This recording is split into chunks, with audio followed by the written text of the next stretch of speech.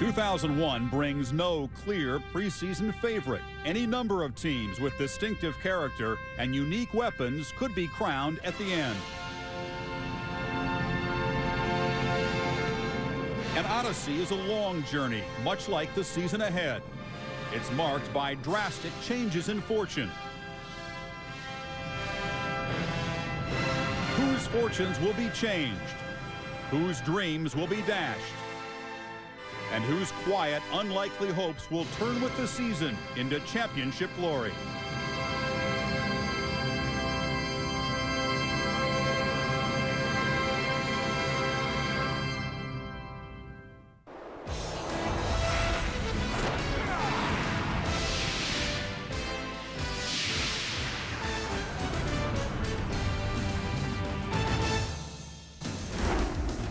Well, it's tough to follow that fanfare, but we will try. Welcome to our Game Day preview special. Chris Fowler, Lee Corso, Kirk Herbstreit, and delighted to have Terry Bowden from ABC Sports join us.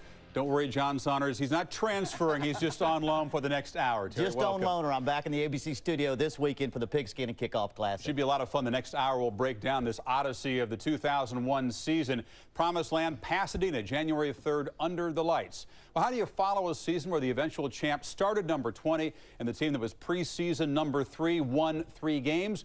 We expect another wild and wide open season. The preseason polls mean next to nothing, but they do reflect the balance. 9 different teams got first place votes in the coaches poll. No dominant team because all the top contenders have some major question or liability or big obstacle, whether that's an extra tough schedule or a new coach, a new quarterback, and number 1 Florida, Terry, not without some issues. That's right, but it's not the quarterback problem. They don't have a controversy at quarterback. They got 2 quarterbacks. The schedule is just right. They've got Florida and Tennessee at home. But for Florida to get to the Rose Bowl, they have got to improve on defense. Ever since Hope came to Florida, they have gradually gone down in defense since Bob Stoops left, and this has really concerned Steve Spurrier. He believes he needs to be on the field more. He wants to see more 3-and-outs for the defense, and he's even go so far as to go public and to say that Hope has not done a good job of being smart on defense. And so the challenge at Florida is to become a little bit smarter on defense and play better. Now the challenge over at Florida State is a little bit different. Florida State, when they lost Chris Winkie and they lost Travis Minor and Marvin Minnis, they lost 6,783 yards of total offense. Yo, that's my first yo of the year. That's a big, big move. Now, also the fact that they lost Robert Morgan and Anquan Bolton recently, 2 tremendous wideouts. They got a new quarterback, a new coordinator. I tell you, they got a lot of problems at Florida State. And I think, I'm going to tell you guys one more thing about this. Florida State has been in the national championship game 3 times in a row. I think this is it. I don't think they go to the national championship game. I don't think they go to the Rose Bowl. I think, Kirk, they go to the Orange Bowl. That's it. Prediction already. So you're saying they're going to win the ACC, but you're coaching them up early. Exactly. They're not going still in August, and you're still cranking up Florida State, getting them ready. Let's talk about the 3rd team in the state of Florida, the Miami Hurricanes. Miami had a great year last year. They lost a head coach, defensive coordinator, 4 players to the first round, and there's talk down at Miami that they could be even better this year. There are a few questions. Number 1, how will this team respond with a new head coach and Larry Coker? Who will be their new receivers that Kenny Dorsey's going to be throwing the ball to? And also, look at the schedule. They have a tough, tough way to go to be able to get to the national championship. Penn State on the road, it'll be an emotional scene. At Pittsburgh on Thursday night, where myself, Doc, Mike Tirico, and Lee Corso will be. Florida State on the road, Boston College, and Virginia Tech. Miami has a tough way to go, and hopefully they're going to be able to bring this team together with a new coach and play with that same fire that we saw from a year ago. Well, the coaching staff, one question. I think if the coaching staff were in place, they're preseason number 1, not number 1. Could be. I'm voting to number 1, not because I think they have the best chance of finishing undefeated, though, because of that schedule.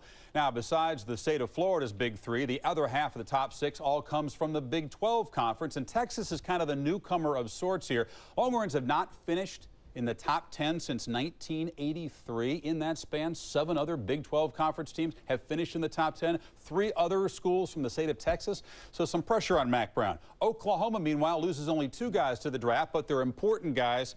They have experience, they're bigger, they're stronger, they're faster. Bob Stoops says, look out. But at quarterback, they have a hole to fill. Yeah, they do have a big question at quarterback. But I was in Norman just a couple weeks ago, and I agree with Coach Stoops. They are an incredible-looking football team. They're confident, they're bigger, faster, stronger. But again, you go back to that question mark. who will replace Josh Heupel. Josh Heupel last year, the uncanny poise, the accuracy. The man that's going to be asked to do it will be Nate Hibble, the transfer from Georgia, went to a junior college, has some experience, has some maturity, and he's looked very good in two-a-days. The other thing about Oklahoma is last year, they kind of had an us against the world mentality. Teams and the media and fans did not believe in this team week after week, and it brought that team together. Well, they climbed the mountain. What would their theme be this year? People believe in them. Will they still have that same eye of the tiger? Oh, you're right. Well, another team that has a chance to be very good in the Big 12 and maybe go all the way is Nebraska. They've got a true Heisman candidate in quarterback Eric Crouch. They've got a great schedule, 8 home games. They've got an outstanding chance, but where they've got to get better is in the secondary. If they want to get to the Rose Bowl, they've got to win the Big 12. If they want to win the Big 12, they've got to beat Oklahoma. And to beat Oklahoma, you got to stop the passing game. Nebraska got better in the 80s and the 90s by playing man coverage, put 9 people up on cover the run, stop the run, and cover man-to-man coverage on the wide receivers. What's happened, the best teams in the Big 12, like Oklahoma, even Texas, if they get to the Big 12, they're going to throw the ball on first down by spread offenses. They're ripping Nebraska apart. Nebraska has got to learn to mix in zone coverage, zone blitz, with the man coverage. You mentioned Texas. Everybody's talking about Texas. I know Texas has absolutely everything to win the national title. They got 17 starters coming back. They got great athletes. Got the best quarterback in the nation, in my opinion, number 2 guy, Major Applewhite, sitting on the bench. They are motivated by Mac Brown. They've got everything, except I'm not sure they got a heart. I'm not so sure that Texas has got enough heart to win consistently. They'll beat Nebraska 2 out of 3 times, and they lose to North Carolina State, Virginia, Stanford. They're 1-4 the last bowl games. Texas has to go over to Oklahoma and borrow their heart. Because if Texas had Oklahoma's heart, they'd win it all. I'm not so sure they do. It'll be a popular opinion of the Cotton Bowl when OU plays Texas there in early October. We'll It's inexperience, it's not lack of heart. Come on. All right. We can't leave the Pac-10 out of the discussion of national championship, not with that power shift northward in that conference. Sign of the times, Oregon and Oregon State coaches turned down big offers, decide to stay put right there. Both those teams are loaded on offense, but they do have some questions on defense. The schedule edge goes to Oregon. They don't have to play Washington, and they get that Civil War game against Oregon State at home, when both teams have 3 weeks to prepare December the 1st. Also December the 1st, Miami visits Virginia Tech. And if Michael Vick were around, I think Virginia Tech would be preseason 1, 2, or 3. He's a big hole to fill. But can they pull a T. Martin and win a national title the year after losing a quarterback who's taken number 1? Well, Chris, right now in the Big East, everybody is talking about Miami, so they forget about Virginia Tech. Virginia Tech, because they don't have Michael Vick, everybody assumes they're not going to be as good. They've got a great tailback in Lee Suggs. Andre Davis, a great wide receiver, and the defense could be as good as 99. But the question mark is on Grant Knoll, their quarterback. He has to come through. He has to replace Michael Vick. And Virginia Tech has an offense a lot like Syracuse and Kansas State. A quarterback has to be able to run the option, and they have to be able to set back and throw the drop back quarterback. Does Grant Knoll have the talent to run that? If he does, they have 10 games, which they're going to be favored, and they may just be undefeated before they go against Miami in game number 11. You look at that Big East, that's the teams to look for as far as potentially making a run. Now, I think there's another team out there that nobody's talking very much about because of Florida's dominance going into the SEC season. That's Tennessee. Tennessee last year started slowly. They inserted a young quarterback, Casey Clausen. He won 6 in a row to end the regular season before getting embarrassed by Kansas State. This year they come back. They're more experienced, big offensive line. They have outstanding receivers, Eric Parker, Dante Stallworth. Keep an eye on Kelly Washington, the freshman who transferred in, could be a sensational player. I think Tennessee has a chance. The problem is they have the toughest schedule in college football this year. They have 8 of their first games against teams that are very, very good. Tennessee's got some good-looking athletes, too. And I tell you, a team that's got good-looking athletes, and people are talking about them, is Georgia Tech.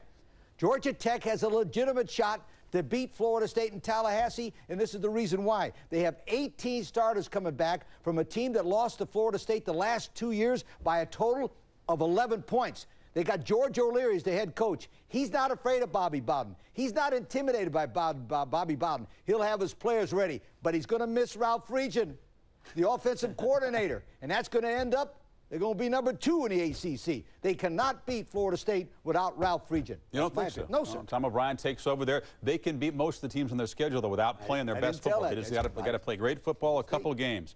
Well, since that big December hullabaloo, that decimal point duel between Miami and Florida State, The BCS formula has been tweaked a little bit for 2001. If this year's formula had been in place last year, it would have been Miami, not FSU, playing Oklahoma. You can see there's been a de-emphasis on the margin of victory. Only 4 of the 8 computers will factor that in. Some of the coaches seem to like that.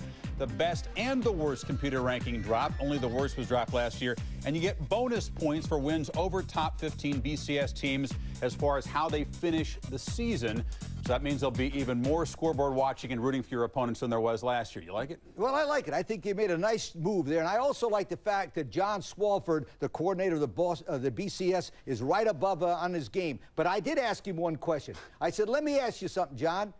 If there's a tie between 2 teams at the end of this situation, do you have a tiebreaker? Tie. The answer is no. So who determines goes to the game? Yeah, they don't know. I made a recommendation to them. If there's a tie between 2 teams and it's flat-out tie, take the team that has beaten more top 15 teams at the end of the year. Take that team, and that's the way I think it'll be fair. That's the quality win component. A tie with all those decimal points, huh? Did you stay up That's at night? right. It's the guy that got hit by lightning. I know, I'm telling listen you, to him. there could be a tie. Stay up at night thinking about this. Play Ties. Powerball. It's not going to be a You tie. can win $1 million or $2 million. It's not going to be a tie. We have a lot more ahead in our game day preview special. We'll take a little bit closer look at some of the new coaches who are facing immediate pressure at their new schools. We'll talk about the revival of the Pac-10 some more. UCLA, a contender, as well as the Ducks and the Beavers. Genuine title contenders plentiful out there. And we'll look to the Big Ten, where the traditional powers are kind of taking a back seat to the conference's innovators. All that when we come back.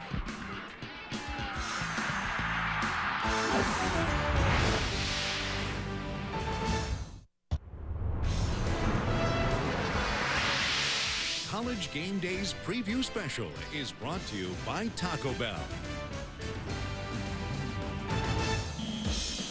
Well, down in Norman, Bob Stoops will try to do what coaches Bud and Barry did, repeat as national champions. We talked about Rocky Kalmus and that loaded Sooner defense. Their first opponent, North Carolina, as John Bunting makes his head coaching debut. Ronald Curry and company. A special edition of College Game Day in prime time, 7 o'clock Eastern time before the ball game.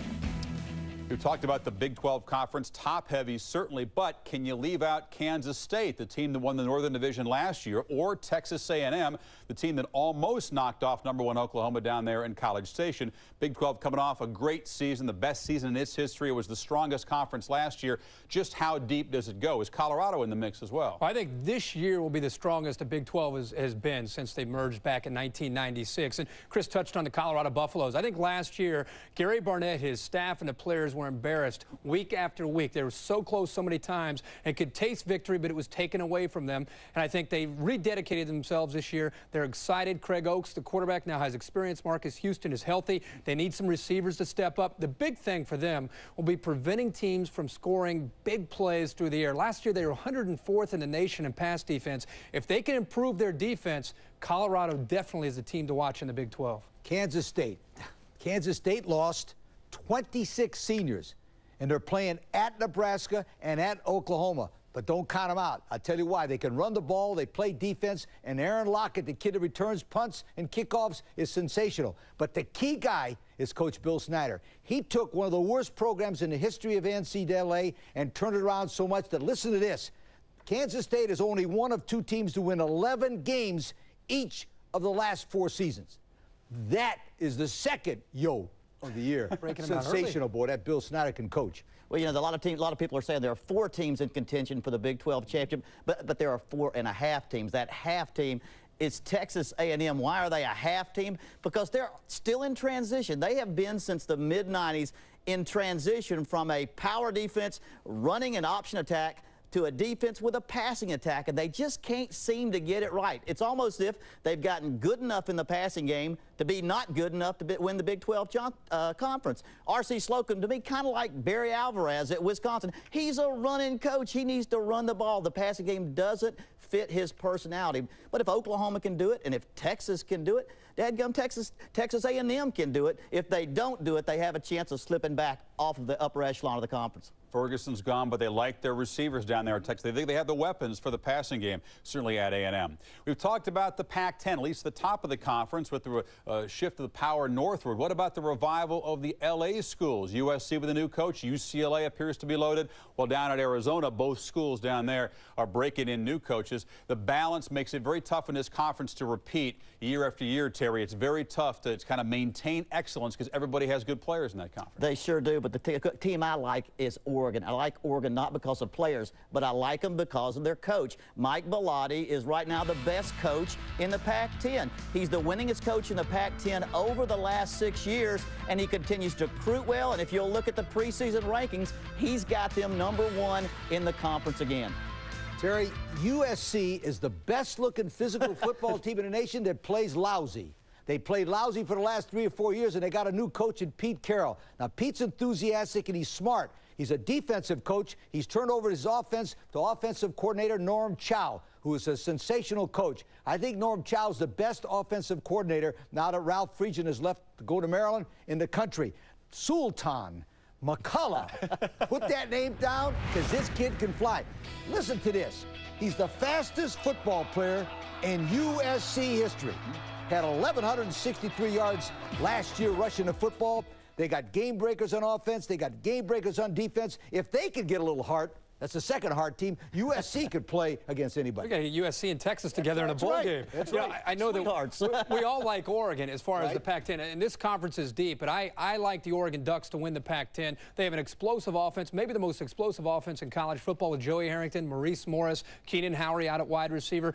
You know, last year they broke in a lot of new faces on defense. Same story this year, but I think they'll be effective. The other team to watch, in my opinion, the UCLA Bruins. They're healthy on defense. Kenyon Coleman could dominate the Pac-10 from a pass rush standpoint, and if their quarterback Corey Poss and the running back Deshaun Foster can stay healthy, the UCLA Bruins this year, it's a big start. They have Alabama and Ohio State non-conference. Tough way to go, but I think the Bruins could be great. I agree with you. And by the way, we haven't even talked about the team that won the Rose Bowl last year. That's right. Washington. It's really a shame. It seems that every year in the Pac-10, there's not the matchup that you want to see. You'd love to see Oregon play Washington. They're rivals. They're neighbor states. They ought to play every single year. They're not going to play this year. Even without Tuiasosopo, you cannot count out Washington. They'll be very much in the mix.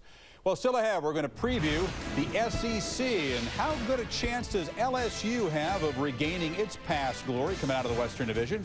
And speaking of past glory, we'll check in on the Fighting Irish when we come back.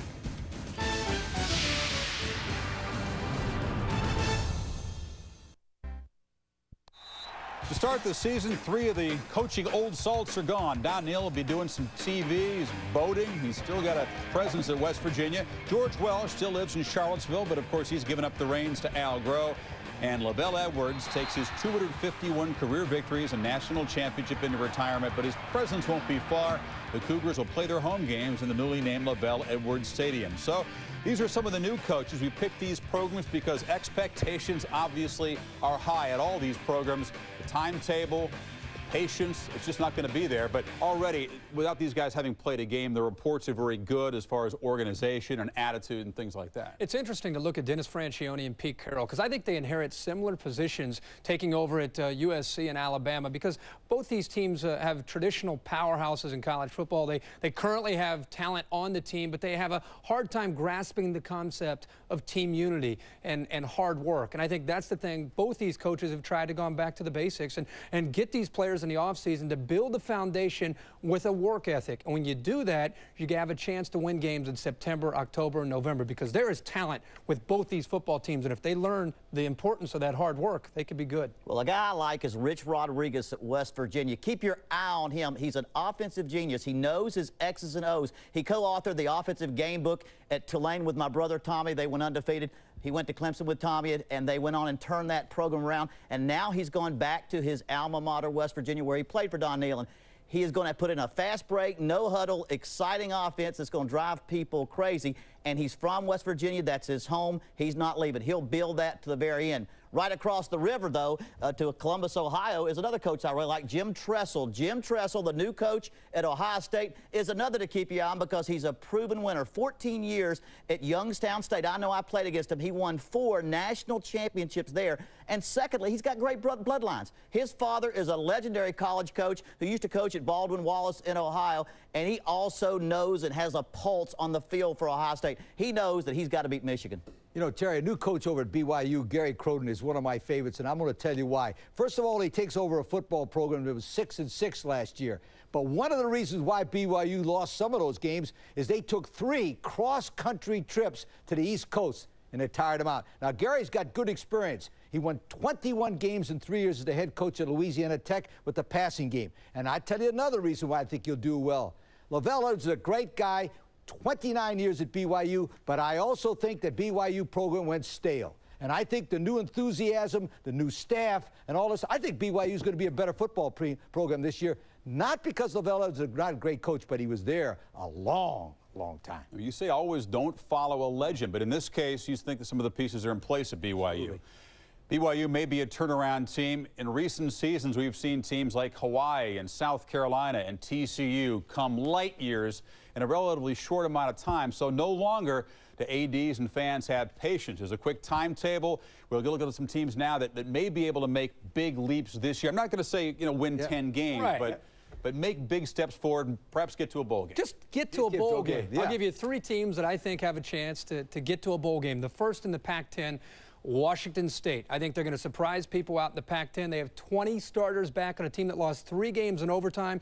An experienced quarterback in Jason Gesser. The defense can fly, so watch Washington State. In the Big Ten, don't look now, but we have a pulse in Iowa City. Kirk Ferentz is doing a great job with the Hawkeyes. They also returned 16 starters, including a great tailback in Liddell Betts, and I think they have a chance to surprise people. And then the Big East, you're never going to believe it, but the Temple Owls, their last year potentially in the Big East, they returned 20 starters off a team that is extremely fast on defense. They got a chance to be 5-2 as they get ready for their last 4 games. Where are they going to play the games? I don't care, but they got talent. I don't know where they're playing. And field they don't want to play on. Let me tell about Michigan State. Now, nobody's talking about Michigan State. They're not in the top half of the preseason in the Big Ten, but I'm telling you, I think they're my surprise team, and I'm going to tell you why. 30 football players are on the top 2 teams of the team that was 10-2 in 1999. They got good players. T.J. Duckett can play. There's a guy named Charles Rogers that can fly as a wideout. The problem they play 4 of the 5 games in the middle of the year away from home, one of them at Notre Dame. But if they could beat Notre Dame, I'm telling you, this team can go to a bowl game, Michigan State. It's a lot tougher to be a surprise team in the Big Ten than it is the Big East. The Owls, I'm with you there. I like the Owls as a turnaround team. You've adopted them. All right. Well, we'll see. They do play the tough defense. When we come back, we'll check in with Alabama, year 1 of the French-Young regime, and we'll tell you why last year Purdue was a whole lot more than just Drew Brees and what that means for this season.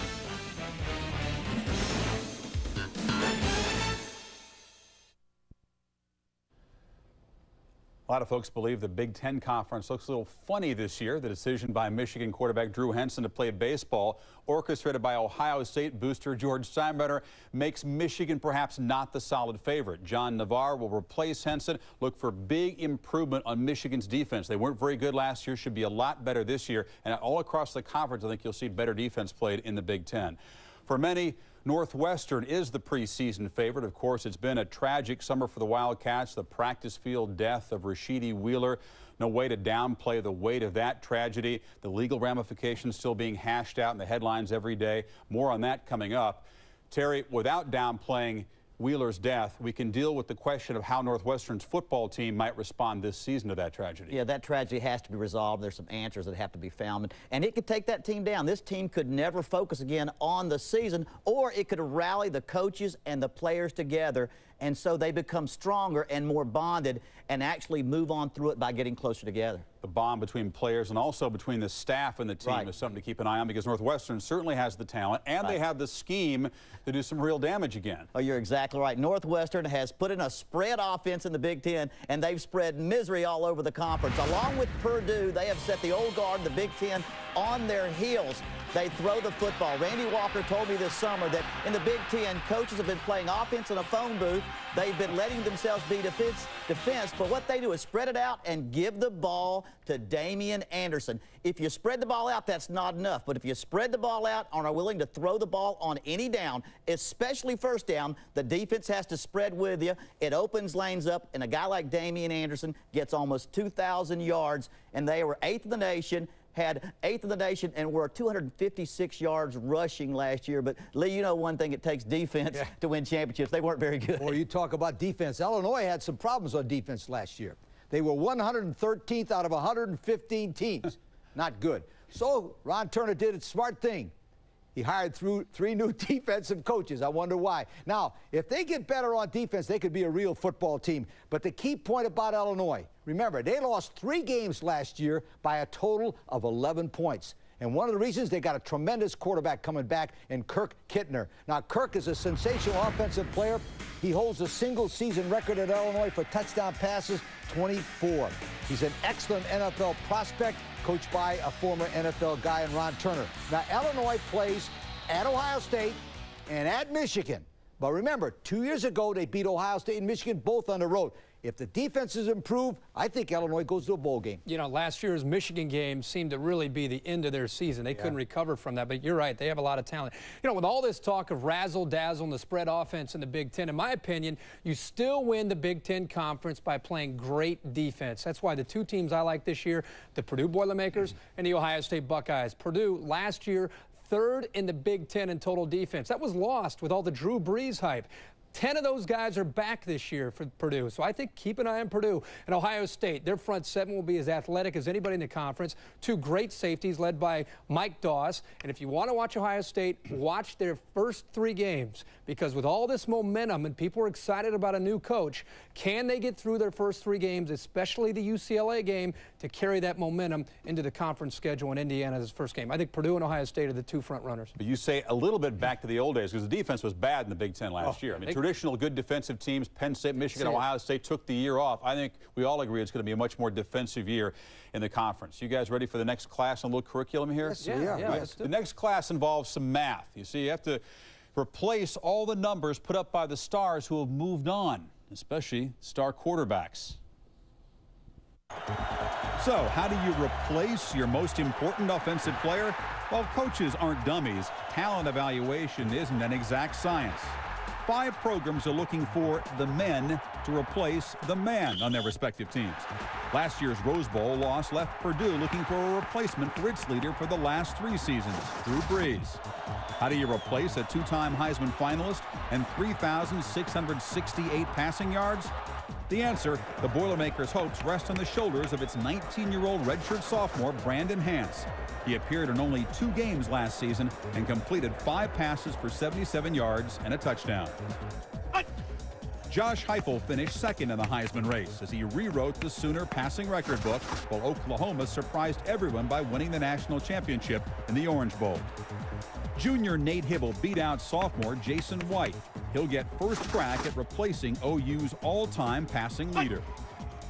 When Michael Vick led Virginia Tech to the national championship game 2 seasons ago, Hokie fans wished the day would never come when he would leave. Well, it's arrived. So how do you replace the most exciting college football player in years? You don't. But with an experienced and productive supporting cast around him, it'll be up to inexperienced junior Grant Knoll to lead Tech to a 3rd straight 10-win season. Big players making big plays in big games. For the last 3 seasons, Florida State looked no further than Chris Weinke. The Heisman Trophy winner finished his career with a 32-3 record and 1 national championship. How do you replace Bobby Bowden's first ever 3-year starter at quarterback? Although having never taken a college snap, redshirt freshman Chris Ricks beat out Anquan Bolden before Bolden was sidelined for the year with a knee injury. In 1999, Marcus Tuiasosopo became the first player in D1A history to rush for 200 yards and pass for 300 in the same game. The Rose Bowl MVP led the Huskies to 8 come-from-behind victories in 2000. This year, the Huskies' all-time leader in total offense is gone. Stepping in is Cody Pickett, whose resume includes 2 completions in last year's Rose Bowl on a drive that led to the game-winning touchdown. Not just the numbers, but the intangibles you have to replace. It's been very, very hard to win a national championship after losing a quarterback taken #1, but it has been done. Team Martin and the Volunteers the year after Peyton Manning was drafted. And back in '87, Steve Walsh quarterbacked the Hurricanes to a national championship the year after Testaverde left. Now, of course, you're trying to do that at Virginia Tech with Michael Vick taken #1 overall. Down in the SEC, we've talked about Florida and Tennessee, and much of the preseason talk has been about those two national title contenders. Beyond those two, there hasn't been any national title talk about the other 10 teams in the conference, but you know the SEC is always the deepest conference in the country. There are very, very few free passes, and when you go in on the road in the SEC, you're going to have a tough time. Now, Alabama has to reestablish its home field as a dangerous place to play. Alabama plays 5 teams in the preseason top 25, but more importantly, 4 of them in beautiful downtown Tuscaloosa. And here's the important thing about Alabama. They got some players, and they got a guy Kirk and I love named Freddie Mullins. This guy is sensational wideout. If they'd have coached him last year, he'd have been in for the Heisman. This kid can run, he can throw, he can catch, and I love this football player. Alabama's my choice as a prize team in the SEC because of Dennis Franchione. And the reason is he can coach and he can win. Listen to this. He has a record of 138, 65-2 for 16 years as a head coach at these powerhouses: Pittsburgh State, New Mexico, TCU. Can you imagine what this guy will do when he gets those Roll Tide guys? I remember you and I were down there for a bowl game when he came to visit us, and we both said, look out. The future of Alabama football is very, very good with Dennis Franchione there. I think that if you look at Alabama, at least right, I remember Freddie Mullins 2 years ago. We thought he was the next Peter Warrick. Last year, there were some rumors about him not working hard. All that is behind him. He's ready for a good year, and I agree with Lee. I think Alabama's ready for a good year. The SEC West is interesting because if you look at Alabama, LSU, Mississippi State, it's going to be a race down to the wire. I think Mississippi State is going to have a great year this year with Jackie Sherrill. 4-year starting quarterback and Wayne Matkin. 1-2 punch in the backfield of Dante Walker and DeCenzo Miller. They have receivers, a big offensive line, and Joe Lee Dunn, the defensive coordinator, always has the dogs ready to play. Mississippi State, great team this year. The problem is they play in the SEC where every single week you got to be ready or you could lose. Kirk, I spent 5 years in the SEC West. Well, I mean 5.5 if you count that last half a year. And the reason it drove me crazy because it's so competitive. Nobody has better athletes than anybody else, so you never know who's going to win. But I like LSU because they've got an athlete at quarterback that stands out a little bit above everybody else. I'm talking about Rohan Davey. This guy reminds me of Dante Culpepper. He's big, he's fast, he's got a great arm, and he's got great intangibles like leadership. He was only healthy for 2 games last year. Tennessee and Georgia Tech in the Peach Bowl, they won both of those. Chris, if he stays healthy for 11 games this year, they're going to be in the SEC championship game. I agree, LSU has to be the favorite, but Arkansas, that has a home game against Tennessee very early in September with payback on their minds. Can't forget about the Hogs. I agree. Or Mississippi and how tough it is in that division. You're right. Speaking of tough schedules, Notre Dame. Now, if last year's regular season revealed the progress that Bob Davie had made, the debacle against Oregon State in the bowl game revealed just how far they have to go to get back to the top level. They played very efficient, very smart, almost turnover-free football last year, made some big plays with the special teams. Matt LaVecchio is there at quarterback, but that schedule, they better be efficient and smart once again because they're not going to overwhelm people with personnel at all. No, they have the toughest September in all of football. They play at Nebraska, at Purdue, and at Texas A&M. And at home, they got little old Michigan State who doesn't have a chance against them. They could be out of, and I'll make this prediction, they'll probably be out of the BCS race by the end of September, and it'll be headed to beautiful downtown Jacksonville for the Gator Bowl. Now, remember, they got 29 senior lettermen returning, and I got to read this to you for it because it's important. Bottom line, being dead honest, from talent standpoint-wise, this is the most talented team we've had. Bob Davie said that. So now, no more excuses. No more excuses? Best talented team he's ever had. He should go to the BCS. How did he have as I said, against Oregon State, they came up a little short in the speed and quickness department. I think there's still a gap there. Well, he says he had the best talented team he's had. Well, you've given him plenty of bulletin That board was the last material. thing Jim Donnan said last year, too, I think. Well, he's setting it. Yeah. This will continue. When we come back, we're going to reflect on the off-season tragedies that have shaken up the football world and caused many to question the effectiveness of NCAA rules. Lots of questions. What happened the last hour of his life? Was this life salvageable? Was death preventable?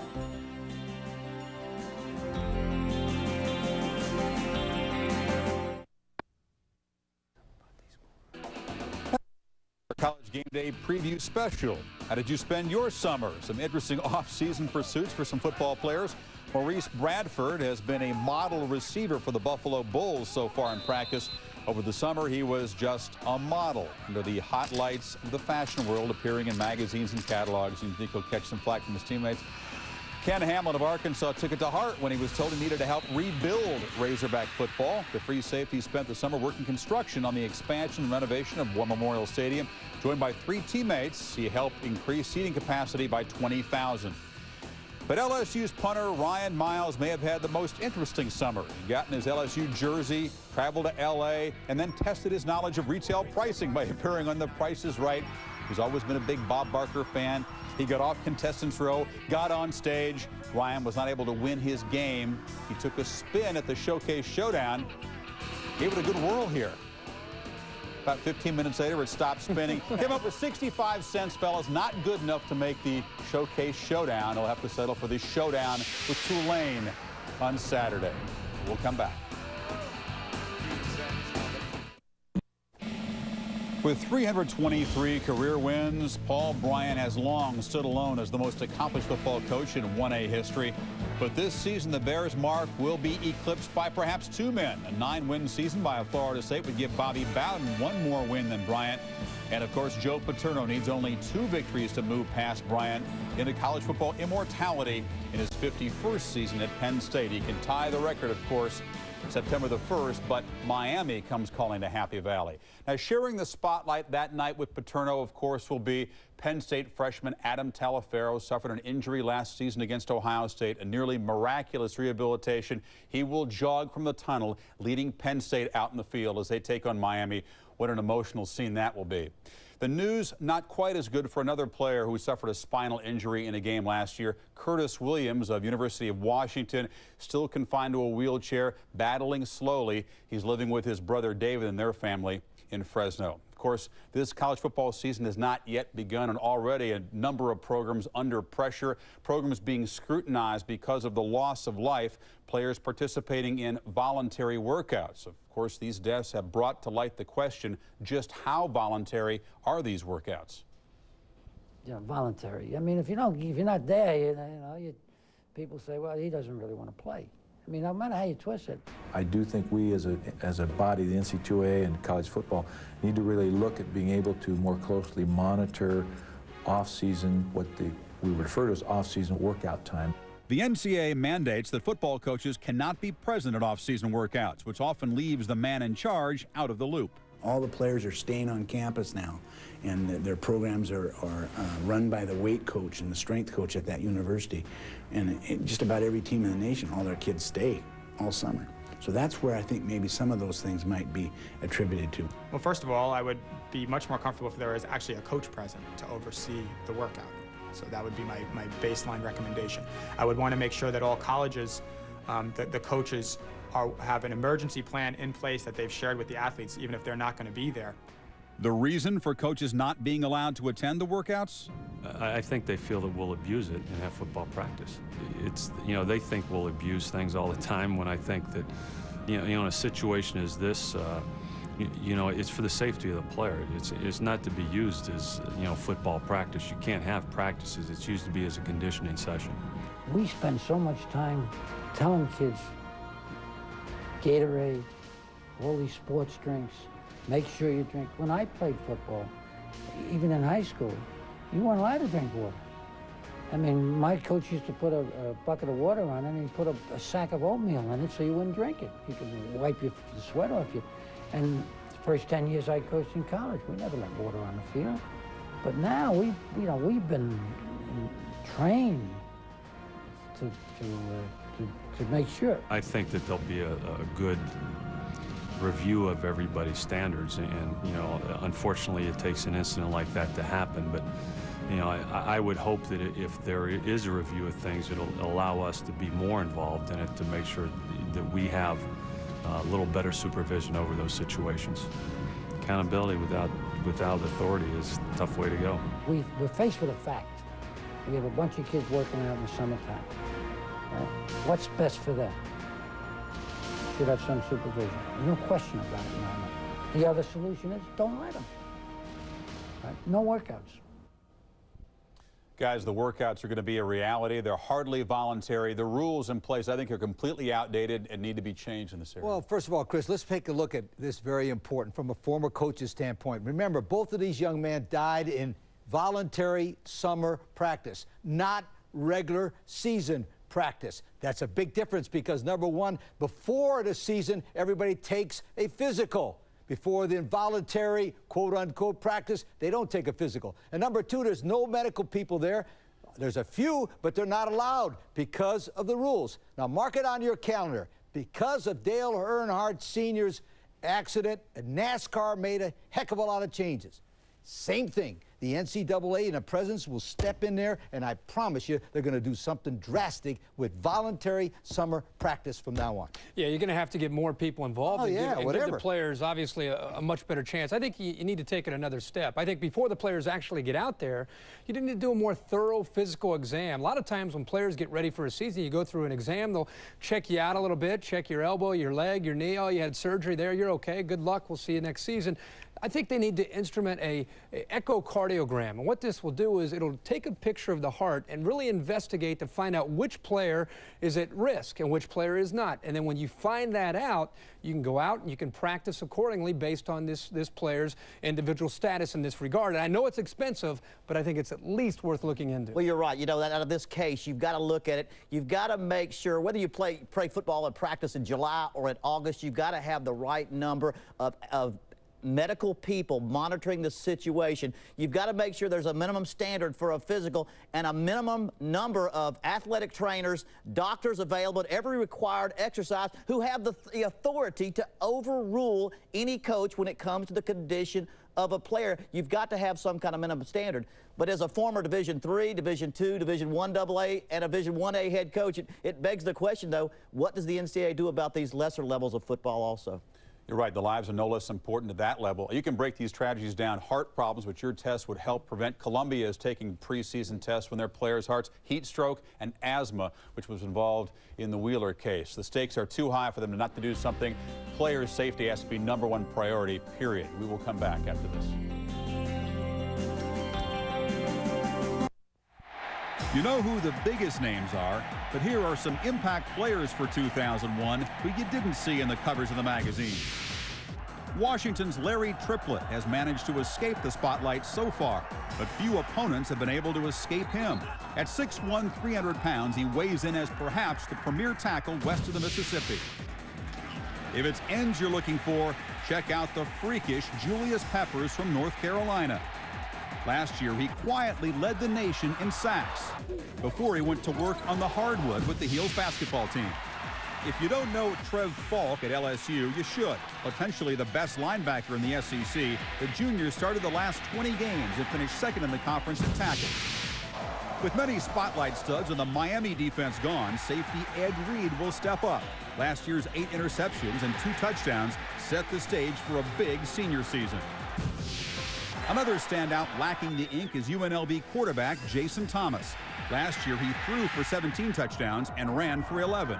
Pro scouts look at him and see Dante Culpepper. Defenses just see trouble. The same is true from Minnesota wideout Juan Johnson, who caught 11 touchdowns and averaged almost 100 yards a game, but whose hands and grit won't be seen on any stat sheet. The Gameday preseason special returns after this.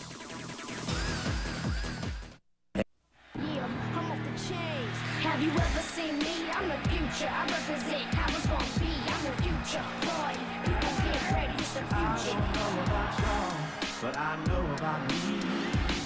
And when you think about the future, I'm all you see. Boy, people get ready. It's the future. I represent how it's gonna be. I'm the future. Boy, people get ready. As kind of sketchy to use the H word before October when the numbers are put up and the games are won and lost, but those are some of the top Heisman contenders going in. I think, guys, there's probably a bigger lack of big-name players coming into a season this year than any other season. Most people out there probably cannot name the top returning vote-getter for the Heisman from last year. I can. Can you? And I'm picking him to win it this year. Damian Anderson, Northwestern's running back. Why? And let me tell you a couple of reasons. Including the bowl game, he went over 2,000 yards rushing, scored 23 touchdowns. And I'll tell you another good thing about it. The guys from Chicago, they got the Tribune, they got the Big Ten, they got the papers, and they got the sentiment. Northwestern has never had a Heisman winner. The first Heisman winner, Jay Berwanger, played in Chicago at the University of Chicago. For that reason, I'm picking Damian Anderson to win a Heisman. I love your moxie. You know, you're coming out there picking Damian Anderson.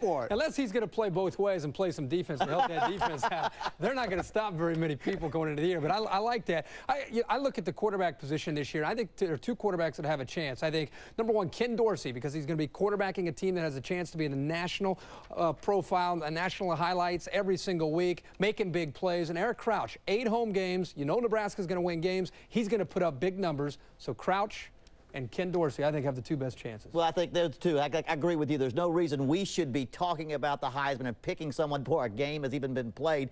No stats, nobody, and everybody's so even going into the season. It's kind of like the #1 team. There's not really a #1 Heisman candidate that's out there. That's why I pick a guy maybe that's at the right position, at the right school, with the right big games that will project him down the road. And so you look at a guy, like you said, Ken Dorsey, maybe Joey Harrington at Oregon. All right, let's say some of those quarterbacks teams lose games. Nobody has monster numbers. What about a philosophical question? Adrian Peterson, the 1AA dynasty down at Georgia Southern. He won the Walter Payton Award a couple of years ago. Top 1AA player. Watch this run right here. For this run alone, he should win this year's Heisman. Look at him just throwing people. Well, I mean, Steve McNair was a contender at All-Point State. This guy's good. He's a pro prospect. Should he be involved in the mix because a 1AA player? You don't think so? Odd positions like defense, lower levels, they make great runner-ups. That's all there is. I'm not saying invited. He should get invited. Maybe he'll be invited to join us as we promo something that is about 4 months away. See you at Christmas. The Heisman Trophy presentation presented by Wendy's. Join us in New York, December the 8th.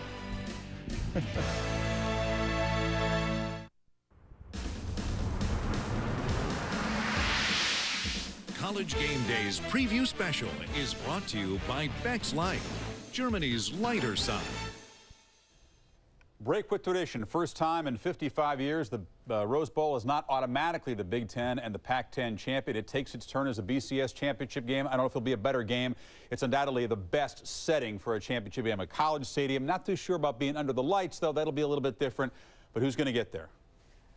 I'm going to go with talent on the East Coast. So that's good. Coaching and home field advantage on the West Coast. Corso, Miami, Oregon. Okay, and I like that Oregon pick. Miami, That's a good Oregon. One. I like that Oregon pick. I'm going with Oregon also for another reason. They've won 20 straight games at home. If you've ever been there, nobody's going to beat them. And I'm going Virginia Tech. And I'll tell you why. Nobody beats Virginia Tech in Blacksburg, and they got Miami at home. Plus, last year when I did not pick Virginia Tech, lightning hit my car. And I said, I don't know what a Hokie is, but God is one of them. So I'm going with God. I'm picking Virginia Tech. Yeah, both those teams have a tough way to go with some road games. I know, we'll see. The two teams I'm looking at, if they get there, they're going to have to earn it. First of all, on the East Coast, I like the Miami Hurricanes. They have a long way to go to be able to get through some of those tough games on the road. And in the Big 12, you look at Texas, you look at Nebraska, and you look at Oklahoma. I think Oklahoma with Nate Hibble will be back. Miami, Oklahoma, Rose Bowl for the national title. Game it should have been last year. Should have been. That's all the time we have. Wait a minute. Come on. 30, come on. Name it. 30 seconds. I'm going to combine your two predictions, which is very dangerous. I like Virginia Tech. They don't have as many challenges in their schedule. Get Miami at home in December. It'll be very cold. The Hokies and Oklahoma. Okay. That's nice. Virginia Tech, tough schedule, but I'm going to forget about this next week if you ask me who I pick. We're going to see you before the Sooners begin to defend that championship against the Tar Heels. The 90-minute College Game Day debuts September the 1st in Tuscaloosa for the first time when the Tide take on the Bruins. We'll see you before the Heels and Sooners.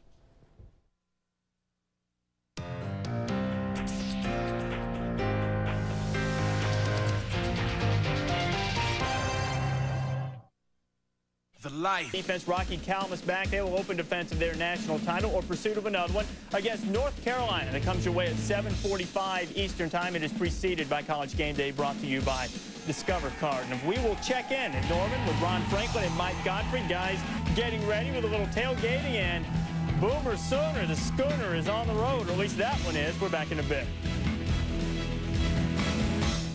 23 freshmen and sophomores in our two deep that are now sophomores and juniors. We've got, we're a faster, stronger team overall by numbers coming into this year. So those are solid reasons that we have a chance to be better. A lot of young people played in that national championship team last year, as he just said. But, Mike, the X factor, Nate Hibble, brand new quarterback. What about it? Ron, this can be a good football team, but you're right. Nate Hibble may prove he can do it tonight.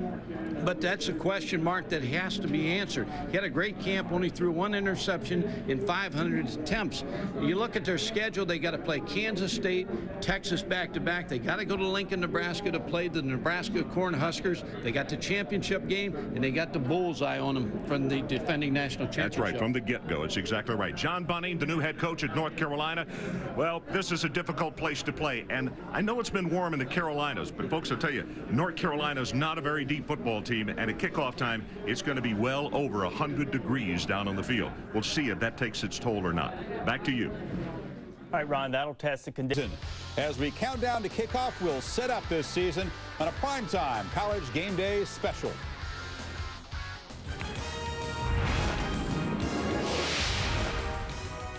Enter a season where no record is out of reach, no tradition sacred. The run for the Roses has a whole new meaning as the Badgers and Big Red embark. Tomorrow, Tech tees off, but the hot topic is Tallahassee. Just how mighty are the Gators? We'll ask Steve Spurrier as he eyes the prize his protege protects. We're stronger as a team at every position. We're faster. A little curry and peppers to challenge the champs as College Game Day kicks off now.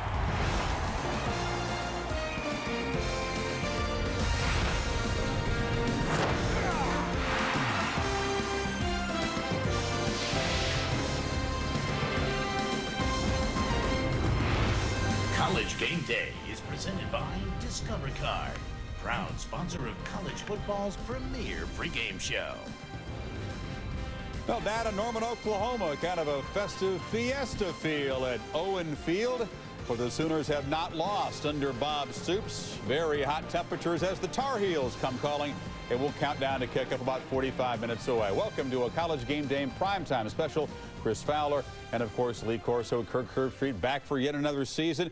45 minutes to tell you about this weekend's games and also some long-range Pasadena picks. Already these guys have made some bold predictions. Steve Spurrier, Bob Stoops will also visit with us kind of up in this show. Kirk, you like to stay kind of ahead of the curve. You're a trendy guy. Tell us what's going to happen on the field. You kind of see the pendulum swinging this year. Well, college football is kind of like a chess game. You know, you look over the years, you watch the offense and the defense make adjustments. For years, it was the West Coast offense dominating. Then the defenses came back and they had pressure defense, putting a lot of people up into the box, playing a lot of man coverage, zone blitzes.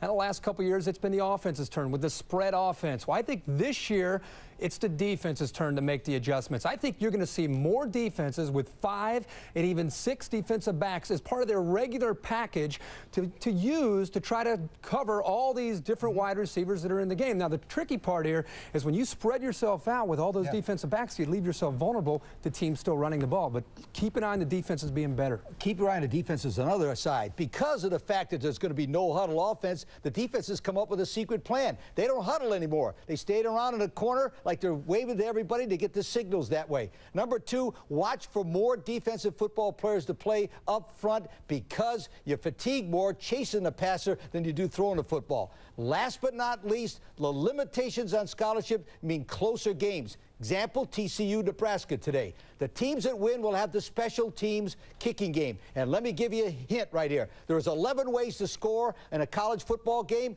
5 of them on offense and defense, 6 of them are with the kicking game. Did you know that? Watch the kicking game. It would be more important this year than ever. All right, we'll watch the kicking game coming up in this Sooner Tar Heel game. Hoping to play a giant killer tonight, a Tar Heel team that has a new toughness traced to new coach John Bunting. The ex-Heels linebacker has a Super Bowl ring, and he has a supersized challenge. Carolina has never beaten a top 5 team. They open with 3 straight road games, including Texas in 2 weeks. Is Bunting sandbagging when he says, quote, not even Newt Rockne could take this bunch and beat the Florida States? Didn't the team he's playing tonight beat Florida State, dominate them? Oklahoma, this group might even be a little bit better than last year's Steve Cyphers, but everybody is worried about the new face in the Oklahoma roster. And of course, that's the quarterback. Steve? That's right, Chris. Most of the 75,000 who are here tonight have come to watch at least 2 things. 1, a convincing Sooner victory. Just ask them, they'll tell you. And 2, Nate Hibble. Named the starter just 9 days ago. Tonight, he takes his first step in replacing Josh Heupel. I don't look at it as, man, I have to replace Josh Heupel. I've learned a lot from him in terms of preparation, mainly. He's huge into, you know, preparing down to the last ounce of everything. So I learned a lot from him, and, you know, again, it's a new team. I think Nate brings confidence to this offense. A lot of enthusiasm, power. He's an athlete. He can. He's a good director, which is, you know, something we need. He's put in a lot of studying in the film room, a lot of work on the field throughout the offseason to get himself prepared to win football games for this offense. And I feel that he brings a lot of confidence to this offense. Nate is a very bright young guy, and he works very hard. His preparation for each game is meticulous. We only have 1 game that we're getting ready to play here, and his preparation for this game has been outstanding. There's going to be a lot of things going on, but you know, the biggest thing is what's in between the hash marks out there, and you know, I can't think of another word other than just pure excitement, and you know, the atmosphere is going to be just amazing. Chris, one other note. Don't expect Hibble to take every snap tonight. Jason White, the sophomore, who battled Hibble all the way through spring and 2-a-days, should get some time tonight, also at quarterback. I'd agree. Hibble gets the start, though, 41 months after he first set foot in the college campus. Imagine waiting that long. But, guys, when you talk about big old Mark Mangino as a coach and the scheme and the supporting cast, hard to imagine a better situation for a new quarterback. Absolutely right. Right on target. Let me tell you something about Oklahoma. First of all, they averaged 39 points a game last year. They got great wideouts, tremendous offensive line, but an inexperienced quarterback. That's why I think Quentin Griffin, the running back, will be the star, especially early in the season. Here he goes with a great run against Kansas State. Watch him, he bust tackle and get through a great running back. But watch the offensive line open up the hole against those beloved Florida State Seminoles. Right there. Nobody in the middle. Oklahoma's offense will miss Josh Heupel a lot, passing and leadership. So therefore, I think they're going to have a problem offensively. I think they'll be better defensively and kicking game, but I think they're going to struggle offensively. Well, how do you think they beat your boys last year in the Orange Bowl? The defense. Their defense last year dominated teams. I don't know what's going to be different about this year. I think their offense is going to be fine. You look at the big offensive line. Lee mentioned Quentin Griffin's back. You have experience and talent at wide receiver. I think these wide receivers are not being talked about enough. They have plenty of people that are all coming back. Look at Antoine Savage.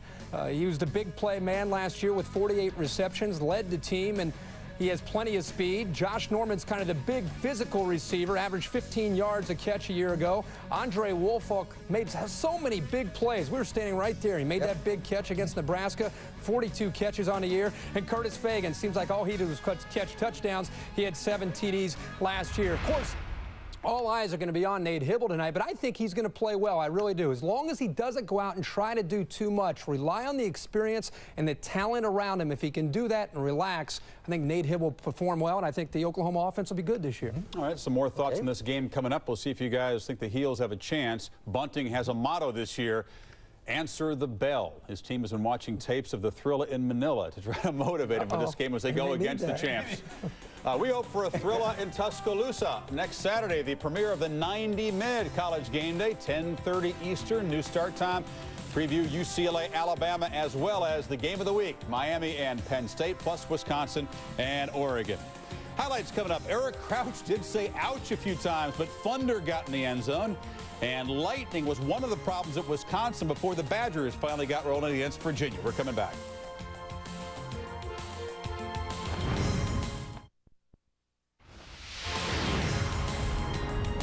Today's show is presented by Discover Card, proud to be the sponsor of College Game Day. And in part by Nike. It's time to play. Visit Nike.com/play for more. As the Sooners get ready, the other Big Red, Nebraska, hosting TCU this afternoon in the Pigskin Classic. Eric Crouch had an up-and-down day. You can see the scoreless game in the first quarter. This was almost too easy for Nebraska. He drops back, takes off. Wilson Thomas throws a block, 33-yard run, sets up a Thunder Collins 6-yard touchdown. Nebraska effortless early touchdown. But the TCU defense was really one of the stories of the day there. Chad Bayer stopping Eric Crouch. They had 14 tackles for loss. Is that alarming? No, that's the pressure we talked about coming from the outside, and Gary Patterson did a great job, TCU defensive coach and head coach. Black shirt defense for Nebraska also strong today. Yeah, Black shirt stepped up today, and they needed to try to get the ball back to Eric Crouch. Late third quarter, here goes Thunder Collins again, 26-yard touchdown. Two-point conversion is good, and Nebraska will not wow their fans with a workmanlike 21-7 victory. Eric Crouch sets an all-time total yards record. Thunder Collins rushes for 71, filling in for Darren Dietrich, the starting I-back who was suspended. But again, 9 out of 14 drives less than 15 yards. They have to get a whole lot better. Throw the football.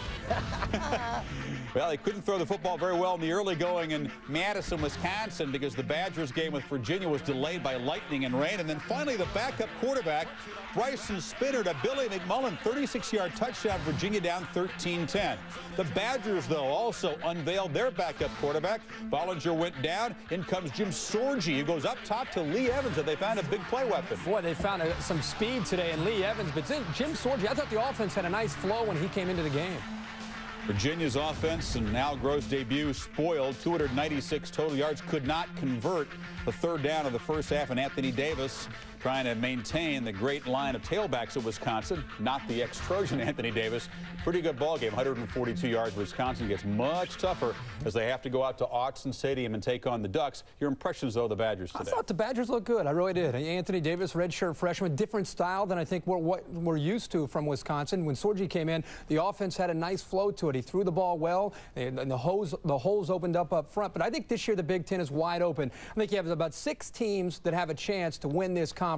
I don't think it's an exceptional year. This is one of those years where you need to gain momentum with your non-conference schedule. Michigan playing Washington, Oregon, of course, against Wisconsin, and Ohio State and UCLA. If you can pick up momentum in a non-conference, you got a chance to win this league. Big Ten's tough. I know, I was in there 10 years. It didn't last more than 10 years. But let me tell you something about the Big 12. Nebraska didn't look very good today. One of the reasons, up here, they were playing TCU. They'll get better as the season goes along. I think the top 4, Nebraska, Texas, Oklahoma, and Kansas State, are the best 4 teams in the nation on the top of a conference. But when it comes to top to bottom, I'll take the SEC. They got the highest paid coaches, the biggest stadiums, they got the best athletes, and I'm telling you, they can play. When a team like Arkansas is ranked 10th in your conference, that's the best.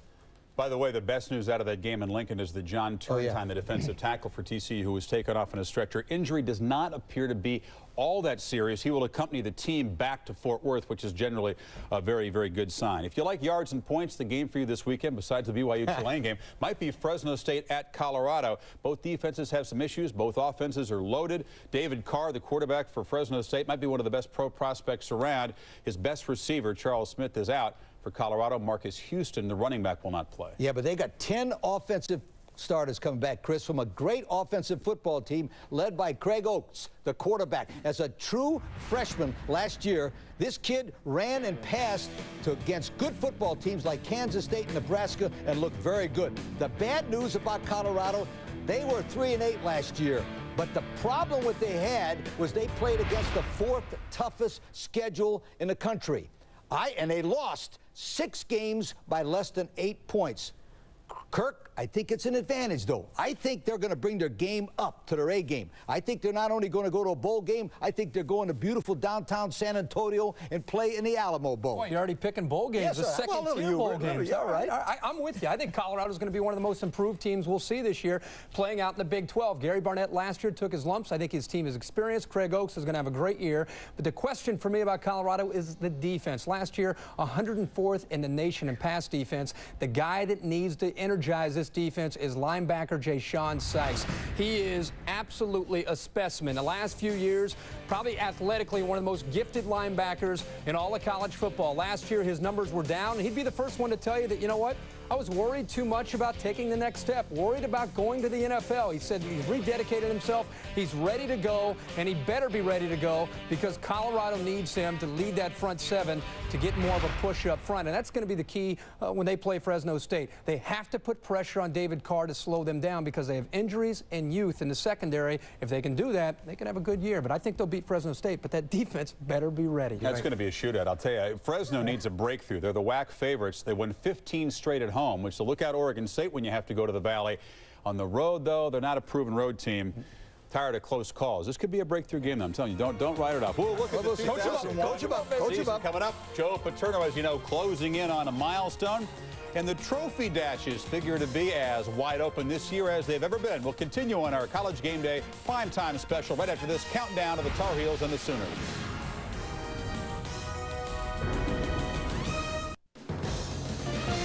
Tradition is brought to you by Tostitos Scoops, the dip lover's chip. Well, as the 2001 Odyssey begins, we're getting used to the new face of football. Spread offenses, dime defenses, quick ascents from the basement to bowl games becoming old hat. New coaches and new millionaire coaches are everywhere. But this season has an especially new age feel. Truths that have been held to be sacred for decades, from Pasadena to Paul Bryan's place in the pecking order, are being challenged as tradition takes a year off. Finally, the old granddaddy takes a turn in the BCS spotlight dance, interrupting 5.5 decades of Pac-10 Big Ten tangos.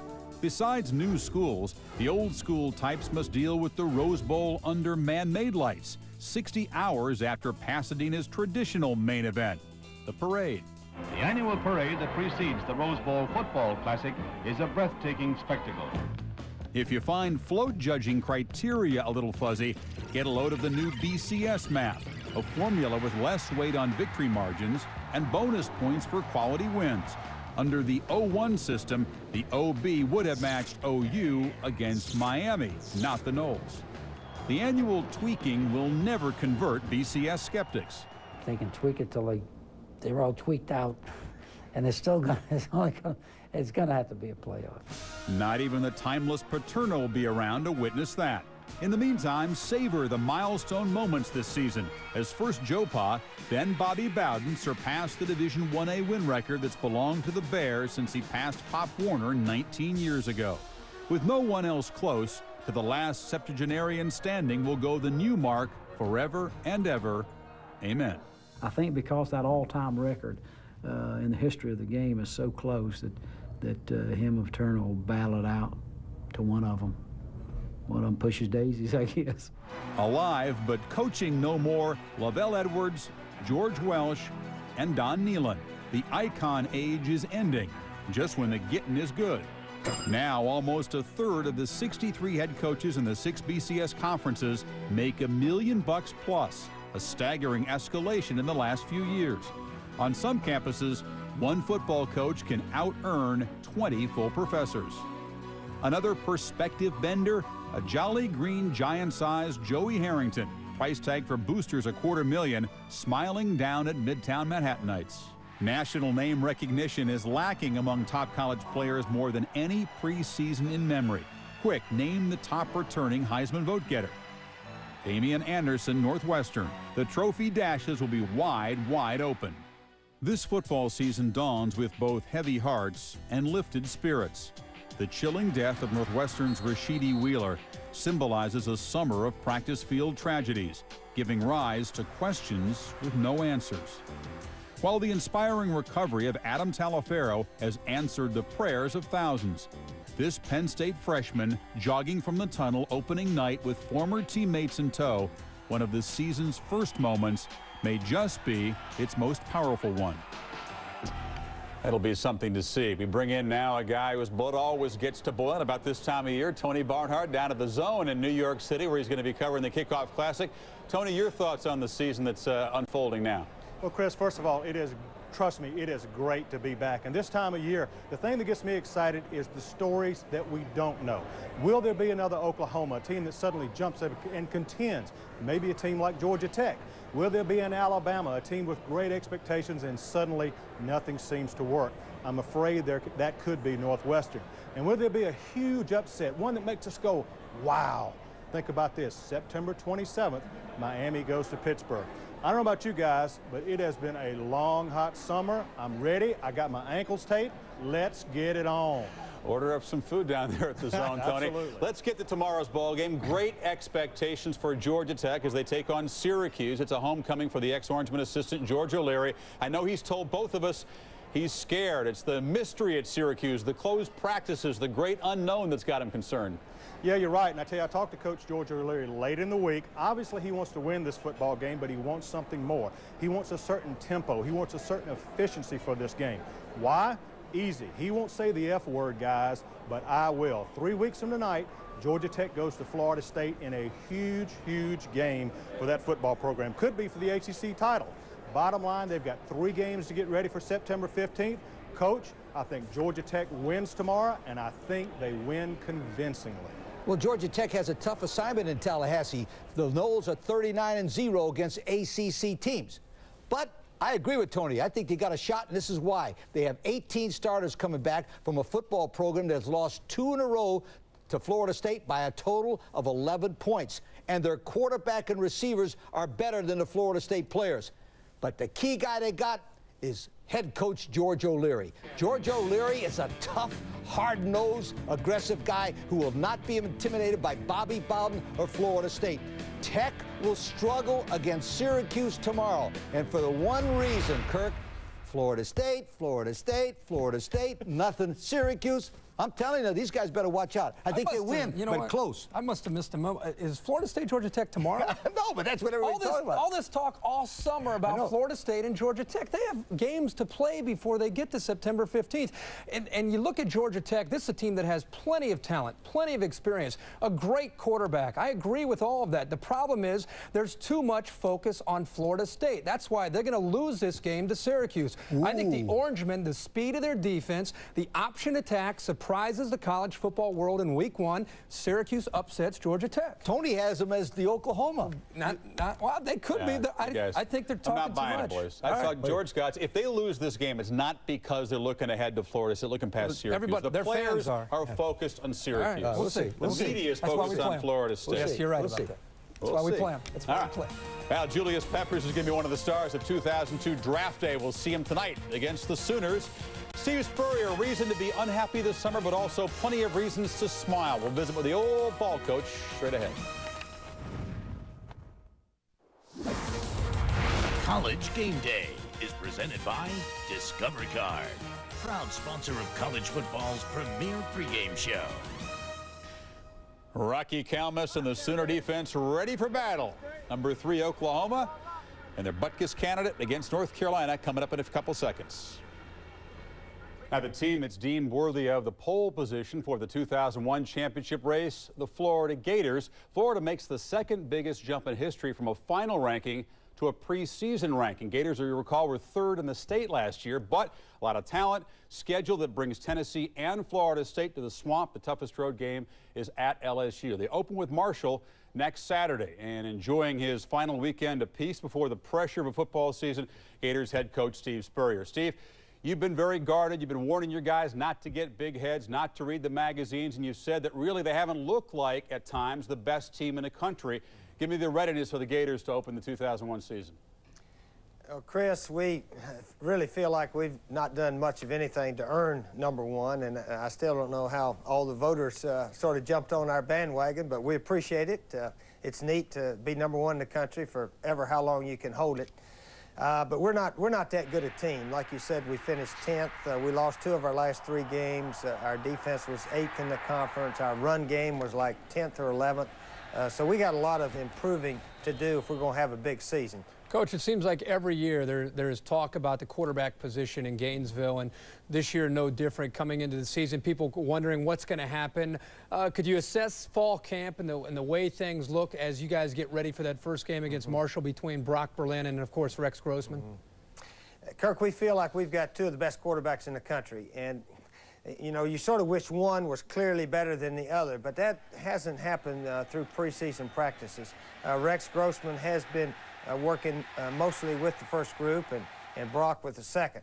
But we'll name a starter Monday and give him a chance to go with it. Steve, rumor has it that you even went over on the defensive side of the ball this spring and coached them over there. You were recently quoted saying you hope your defense plays smarter this year.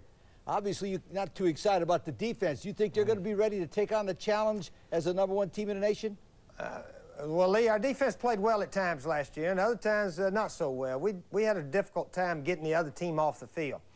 We ended up dead last in possession time in the SEC last year, but we did get a lot of turnovers. That's the best thing we did defensively, was get some crucial interceptions. Seems like Lito Shepherd would get one at the exact time we needed it in several big conference games last year. But just hopefully we can be more detailed to our assignment every play. If we do that, I think our defense will play much better this year. Now, Steve, your son, Steve Jr., getting set to begin his season, also known as Bubba, as the receivers coach of Oklahoma. I know you've been on the phone talking a little preseason trash with him, just a little bit. Well, a little bit, Chris, but, you know, right now I'd like to publicly thank that Oklahoma football team for beating FSU. They made life a lot more comfortable in the state of Florida for us Gators. You know, not only would FSU have won it, but Miami would have probably won the other side of the national championship. So Oklahoma made life a lot nicer for the Gators down here. Steve, it's been maybe your toughest off-season, back surgery, a lot of pain there, and then, of course, the tragic death of the incoming Florida freshman Araso Tan, which took a big toll on you. Are you recharged enough to jump into this season? It's been a very tough summer, hasn't it? Yeah, it was difficult. It was difficult losing Aros, because he's just a wonderful young man, had his priorities in life in really the perfect order. His faith in God, his family, academics, and football. He was just a hard worker in everything he did. And freshman guys, they all loved him. They got to know him a lot better than the other guys, because he's only here about 3 to 4 weeks. But it was, you know, it seems like those things don't have to happen. I think we grieved, and we're going to keep him in our memory forever. And hopefully these players and our team will do some things to make Aros very proud he was part of this team. Steve, we wish you and your team the best. Thanks for taking time to join us. And coming up, we'll visit with Spurrier protege Bob Stoops, who tells Kirk he's misunderstood. So I'm sure there's a lot better head coaches out there in the country. I never claimed that I was the best.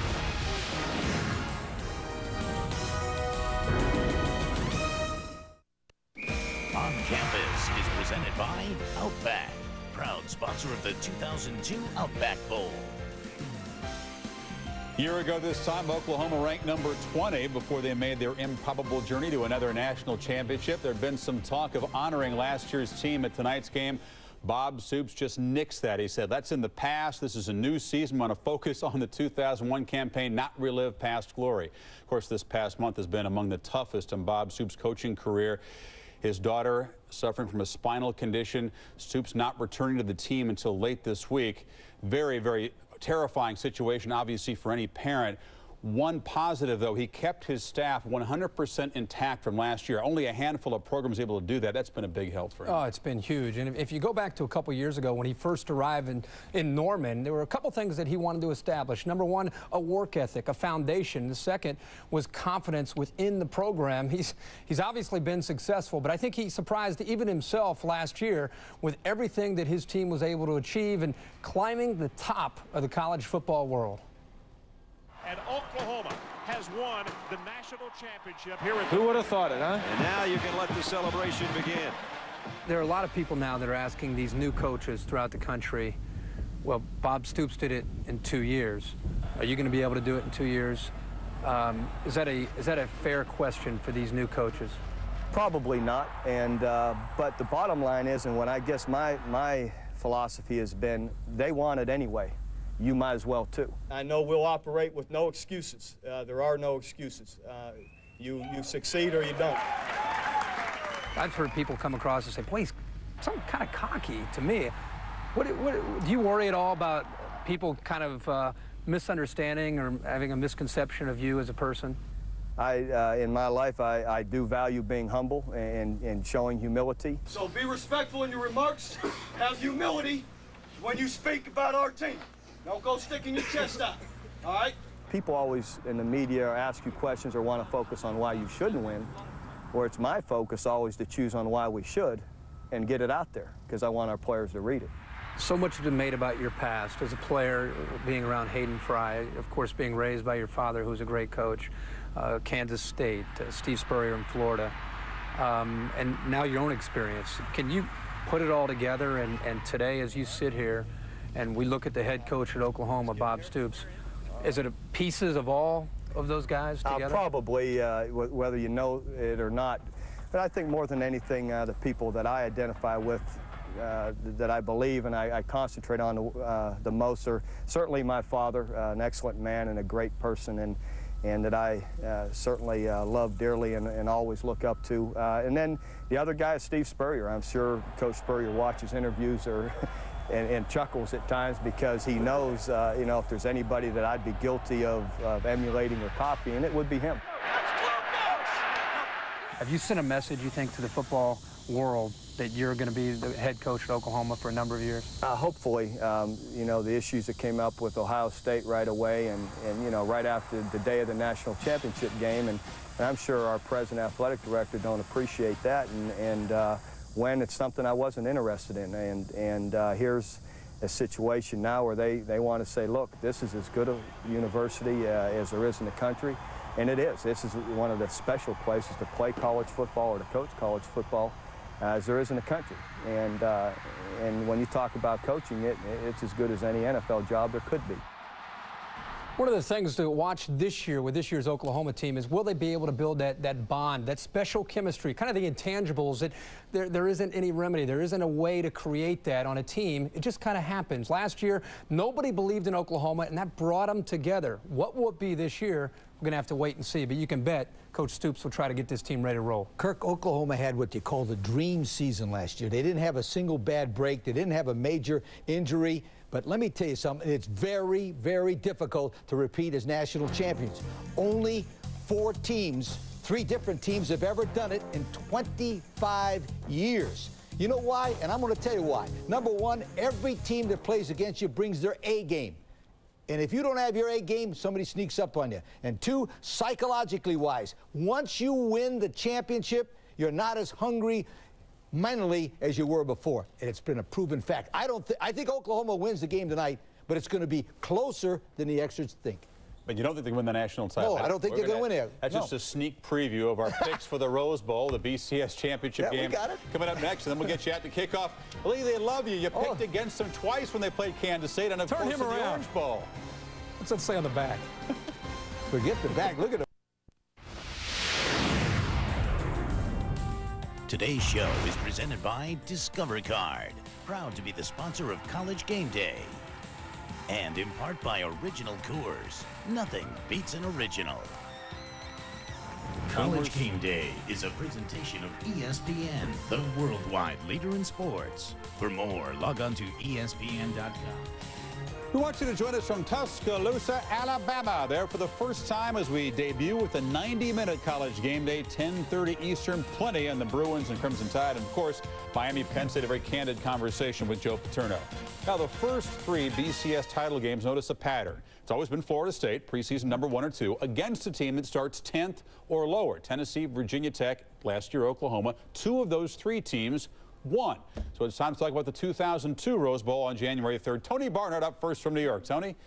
Well, I tell you, I started working on my top 25 back in May, Chris. I called Coach Bobby Stoops. I said, Bobby, I think you're going to be pretty good. He says, I think we're going to be better. Uh-oh. I'm going with Oklahoma. They made a believer out of me on the other side. Despite what Coach Spurrier says, I like the Florida Gators. 34 out of the top 44 back. Coach, mark it down. The Gators and Sooners will be in Pasadena. Mark it down. No Florida State or Oklahoma in Pasadena. I think it's going to be Oregon. Why? They've won 20 straight at that ballpark in Eugene, and nobody beats them there. UCLA's got a good chance, but forget about it. And Virginia Tech. Why? Virginia Tech can run, throw. They got great defense, and they got Miami at home. So I'm going Oregon. Virginia Tech. You know what, my man? You've come a long way since last year. You didn't even know where Eugene, Oregon was. I'm thinking of them for. Okay. It's those green uniforms. I think this will come down to December 1st. I agree. Virginia Tech has a chance because of their schedule. I think that comes down to December 1st to lose to Miami.